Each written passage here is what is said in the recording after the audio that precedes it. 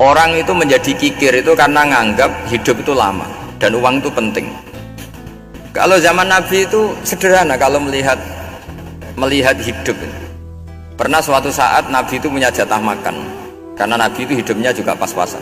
Jadi Nabi itu unik. Beliau di satu sisi kaya raya, bisa ngurmat Abu Hurairah, Ammar, Suhaib.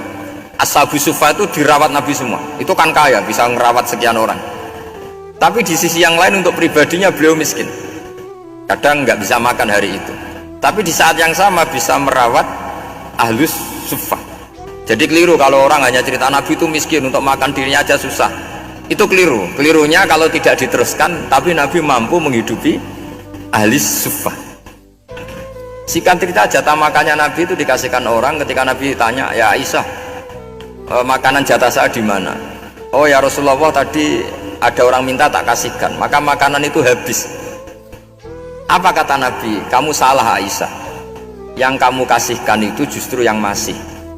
Ya, yang kamu kasihkan itu justru yang masih.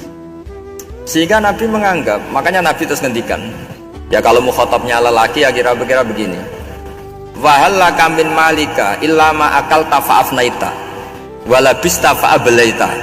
Terusannya watasaddaqta fa'abqaita, kata Nabi. Harta kamu ya kamu makan kemudian ke WC jadi kotoran, atau punya pakaian mewah nanti rusak. Watasaddaqta fa'abqaita. Ada yang kamu sedekahkan, yaitu yang abadi sampai akhir.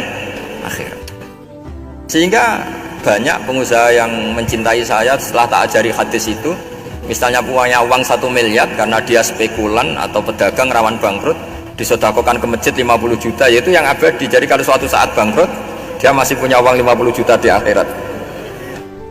Jadi Nabi itu mengajari sedekah itu apa? Ya sedekah itu pengabadian uang. Kalau kita kan enggak, bilang sedekah itu nguras uang. Itu pikirannya setan, tidak pikirannya orang Islam. Itu cara berpikir setan, bukan cara berpikir umat apa? Sehingga Sayyid Ali Zainal Abidin itu kalau ada orang minta, kemudian beliau ngasih, itu beliau bilang gini, marhaban biman hamala zadi ilal akhirah. Matur nuwun nggih jenengan sing beto sangu kula nate. Jadi dianggap teller saja. Orang yang minta uang beliau itu dianggap tukang nyatet bank ini. Karena sudah ditabungkan, ya sudah. Kalau kita kan enggak, wah pengemis tuh ganggu gini-gini.